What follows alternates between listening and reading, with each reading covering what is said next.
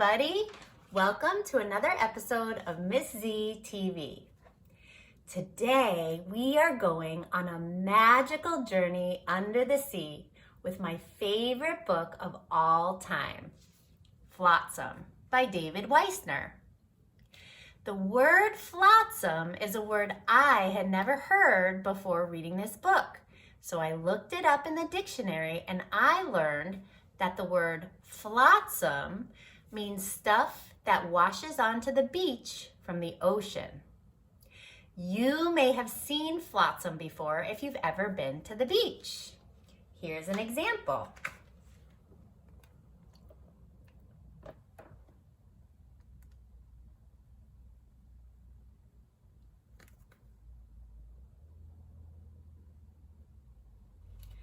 My favorite thing about this book are the pictures or the illustrations.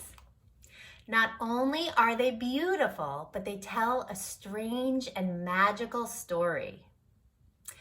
The pictures in this book are really important to study carefully for two reasons. Number one, they are full of detail, so there's lots to discover. In fact, every time I read Flotsam, I find something new in the illustrations. Number two, there are no words or no text in the story. The pictures tell the story. Our job is to make smart guesses or inferences using the clues or the evidence in the pictures about what is happening in the story. People make inferences all the time. For example, you might infer that it's almost time for dinner even if your mom didn't call you, because you can smell dinner cooking and because you usually have dinner around the same time every day. Those are your clues or your evidence that dinner is about to happen.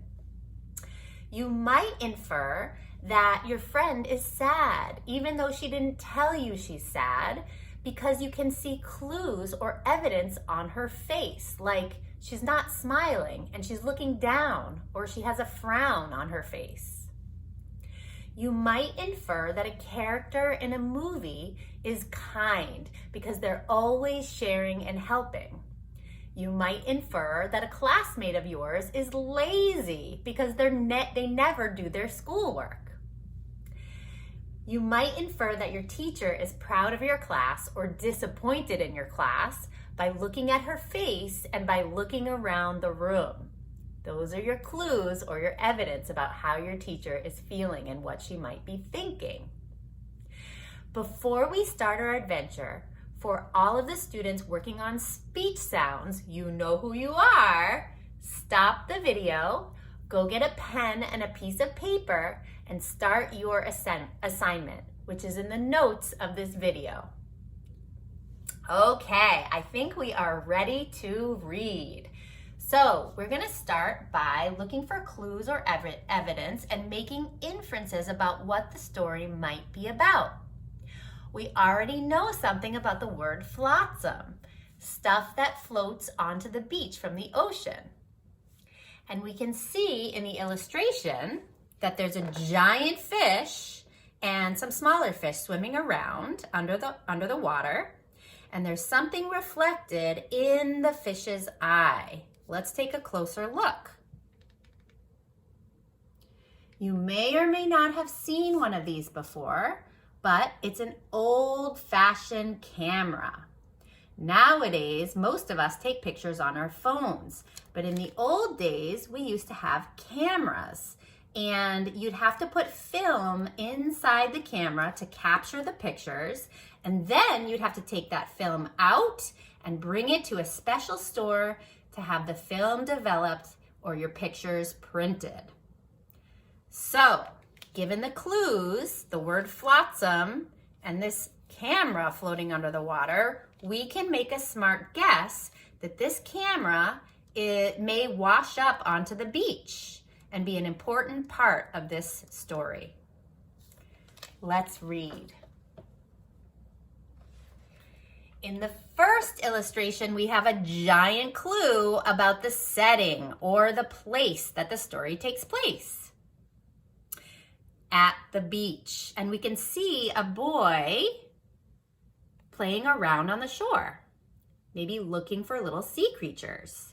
We can make another smart guess that this little boy is going to be an important character in the story because the first illustration shows him.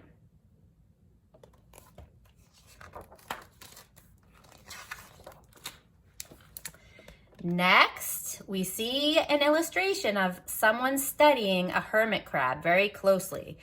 And if you had to make a smart guess about whose eye that was, what would you say? I would say it's probably the little boy looking very closely at a crab he found on the beach.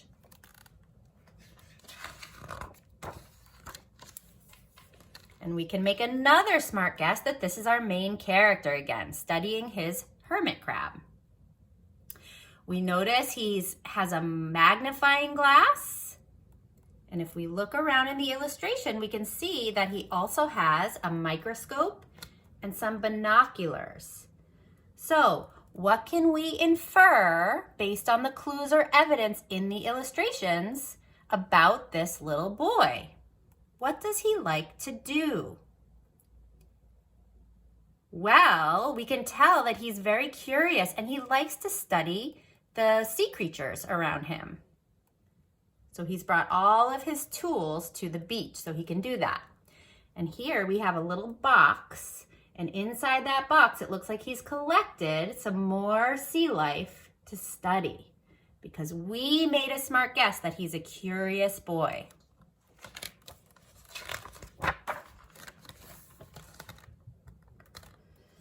In this illustration, the boy's looking away, so we can make a smart guess that something has caught his eye. And in the next illustration, he's going to check it out. He's getting closer, and now you can see that it's a crab. And it's no surprise that he's studying the crab very closely because we're learning about our main character and what he's like, which is curious and interested in the sea life around him. So curious and interested in that little crab that he's not paying good attention to what's happening around him. And it's too late to get out of the way. There's a giant wave coming.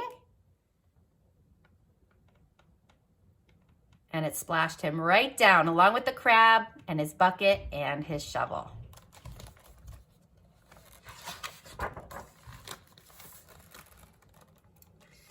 There he is, all soaking wet from being splashed by that giant wave and covered in seaweed. But what is he looking at? Do we recognize that object? Yes, that is the old-fashioned camera from the cover of our book. We made a smart guess that we were going to see this camera again in the story, and we were right. We know the little boy is curious. What do you think he's going to do next? Can you make a smart guess or an inference? What would you do if you were the little boy? I would go check out whatever this object is that washed up on the beach. And that's exactly what he does. He picks it up, looks a little closer, and discovers it's an underwater camera. So it can take pictures of things under the sea. We can make an inference or a smart guess that this camera has been under the water for a long time. What is our clue or our evidence that it's been there for a long time? If you said the barnacles growing on the camera, way to go. Barnacles take a long time to grow. So we can make a smart guess that this camera has been floating under the water for a very long time. Here he is, wondering what to do with his new discovery. He asks the lifeguard, and the lifeguard doesn't know. We can tell by his body language. His parents have confused looks on their faces too. And it looks like the boy has opened the camera to explore some more and found a roll of film. We talked about film in the beginning of the story. In old-fashioned cameras, you had to put a roll of film in, and the roll of film would capture your pictures, and then you'd have to take it to the camera store to get the pictures developed or printed.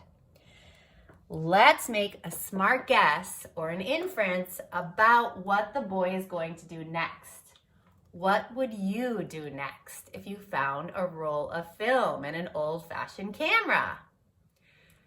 Personally, I'd be really curious, and I might want to take it to the camera store to get the film developed and see the pictures.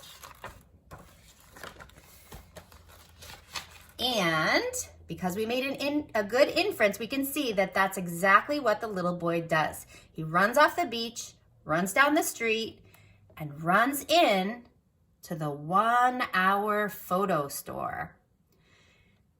Looks like he's gonna have to wait 1 hour to get his pictures printed. He gives the roll of film to the lady at the store. And then he waits and waits and waits and waits and waits until he got his photographs, and he makes a run for it. Because why is he running right now? Why do you think he's running, not walking back to the beach? Let's make a smart guess. It's because he's so curious about what's in those photos, and he can't wait to check them out. And that's what he does. Now look at the boy's face. Can we make an inference about how he's feeling and what he's thinking right now? His eyebrows are up. His eyes are wide. His face looks astounded. So there must be something very surprising in the photos.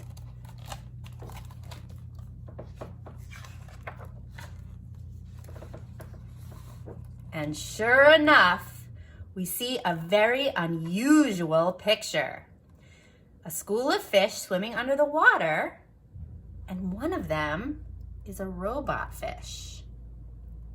No wonder the boy's face looked surprised. That's not something we usually find underwater. Here's the boy studying the first picture and getting ready to look at the second picture, which is another strange and unusual picture. Now, if you are a speech student and you're working on your target sounds, it's a great idea to pause the video and study these photos and look for words with your sounds.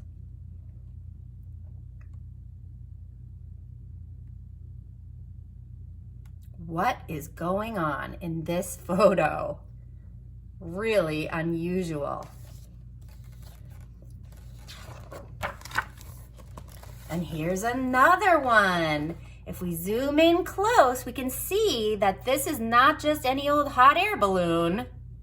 It's a puffer fish floating into the sky with some fish in the basket. How strange.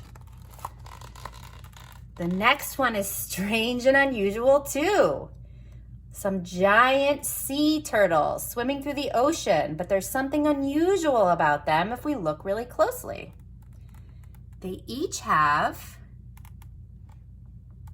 a shell city on their backs. And if we look even closer, we can see there are some creatures living in those shell cities. Again, no wonder the boy's face looked surprised.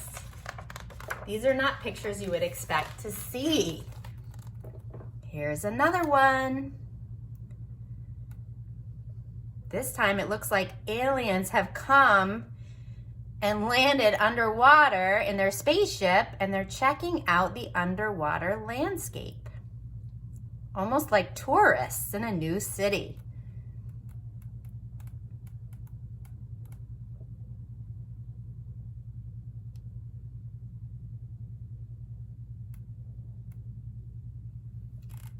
Next, we have a picture of some giant sea stars or starfish. And they're also islands. And there's also tiny little whales swimming underneath. How unusual.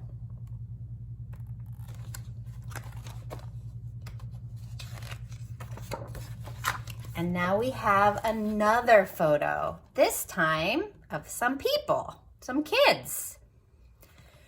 It looks like a little girl is holding a photograph of a little boy who's holding a photograph of another little kid who's holding a photograph of another kid. And, what is going on here? The boy is just as surprised and confused as we are. He's studying the picture very closely, looking to see how far back the pictures go. Remember, the boy has a magnifying glass and he can look even closer.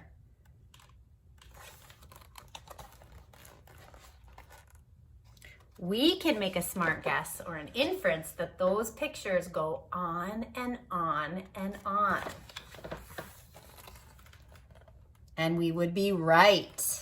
As he looks even closer, he can see more kids holding pictures of more kids, holding pictures of more kids, holding pictures of more kids. Okay. We can make a smart guess or an inference right now about what the boy is going to do next. What do you think? Look at his face and follow his eyes. What is he looking at and thinking about? He's looking at his microscope. And we can make a smart guess that he's going to use his microscope to look even closer into the photographs. Good thing he brought those tools to the beach. And that's exactly what he does.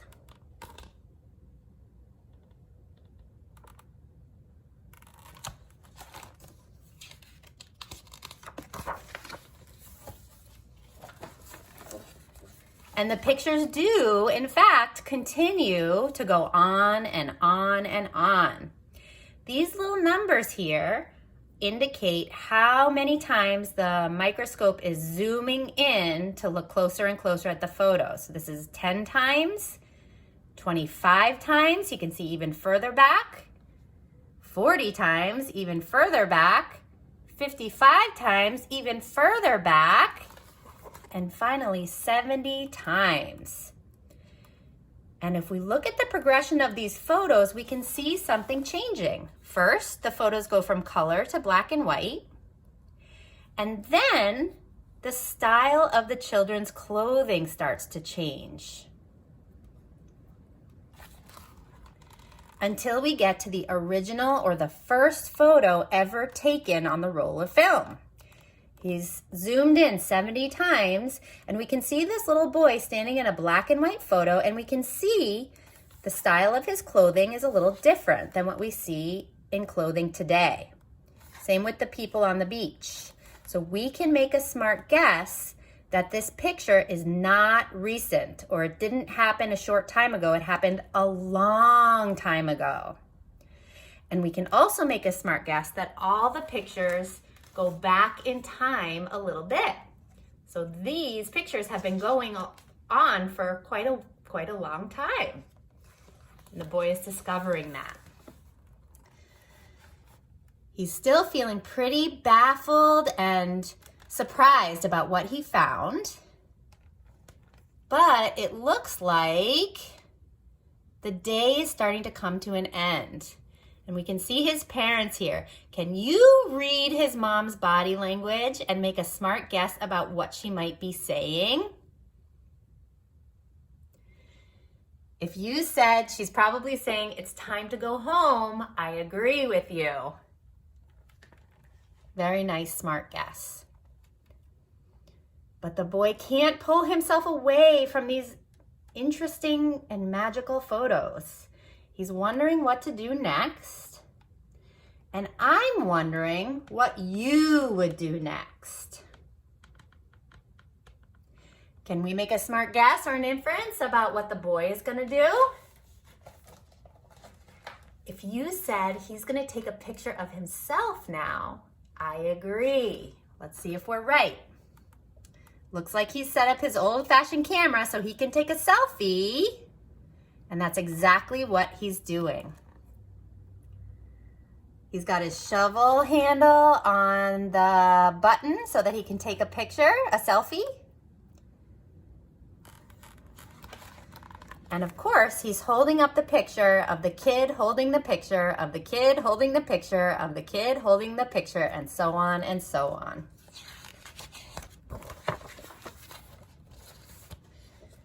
He got that selfie right in the nick of time as a giant wave came and splashed over the camera. There go the pictures floating into the ocean. And the boy is wondering what to do with the camera. I'm wondering what you would do with that camera. I know what I would do. I would toss it back into the ocean so that it could continue its journey and that other kids might find it and continue the photo series. And that's exactly what he does.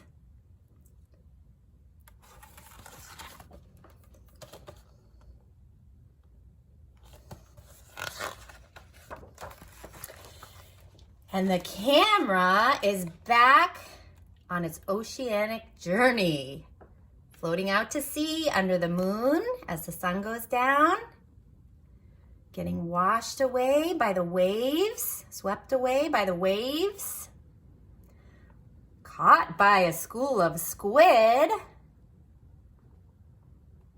eaten by a giant grouper fish, floating by the eye of a giant whale, getting pulled along by a school of seahorses, and floating to the bottom of the ocean amongst the coral. This camera is going on quite an adventure. And the adventure continues.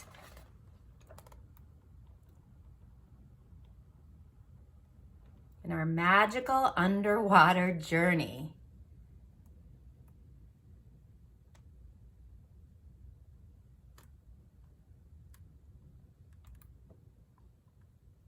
And there's our camera,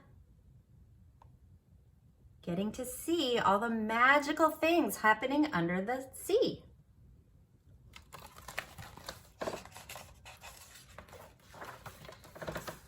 And the camera continues its journey. It looks like it's floating back up to the surface.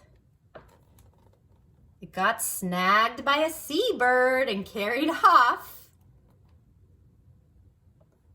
Maybe dropped back in the ocean and caught on the dorsal fin of a dolphin.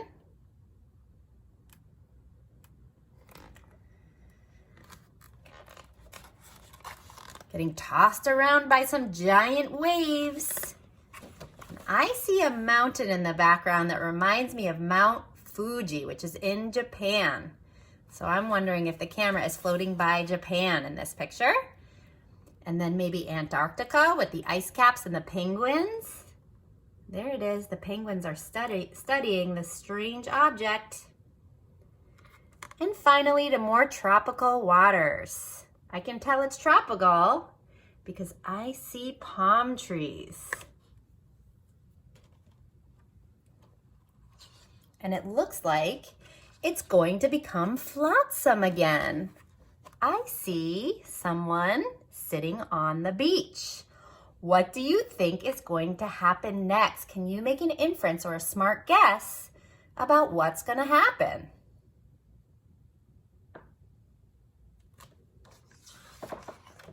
see if you're right. It looks like our story continues. A little girl is discovering the underwater camera as it washed onto the beach. And we can make a smart guess about what might happen next. I think the story is going to continue on and on and on forever as the camera makes its way through the oceans and washes up on shore and finds lots of different children who continue the series of photographs. Okay, my friends, what did you think of Flotsam?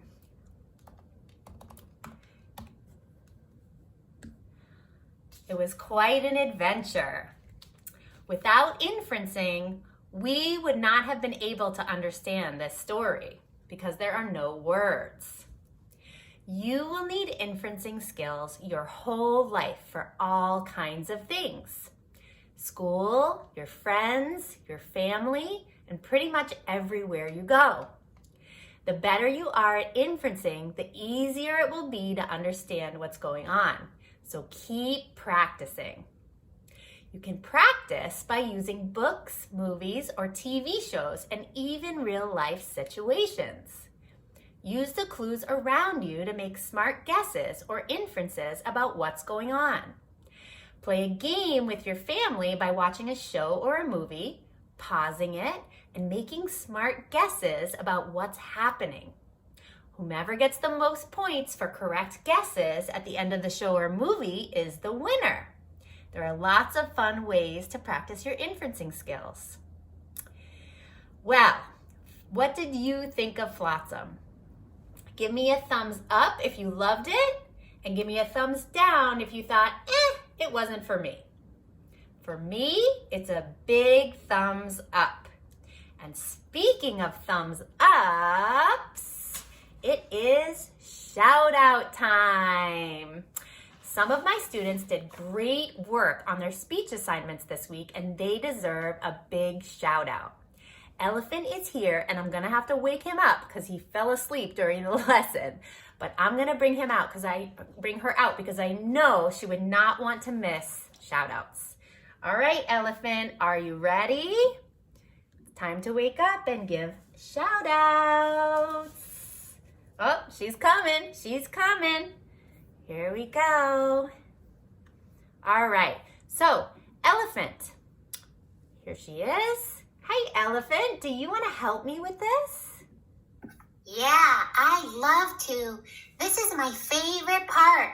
Hi, everybody. Hi, Elephant. Ready? Our shout outs this week are...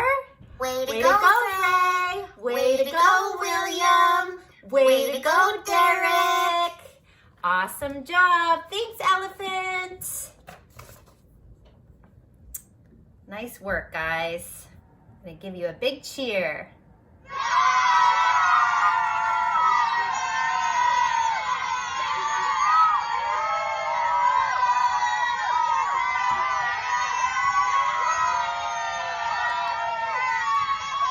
Keep up the great work, friends, and I can't wait to see you on the next episode of Miss Z TV. Happy practicing. Mwah!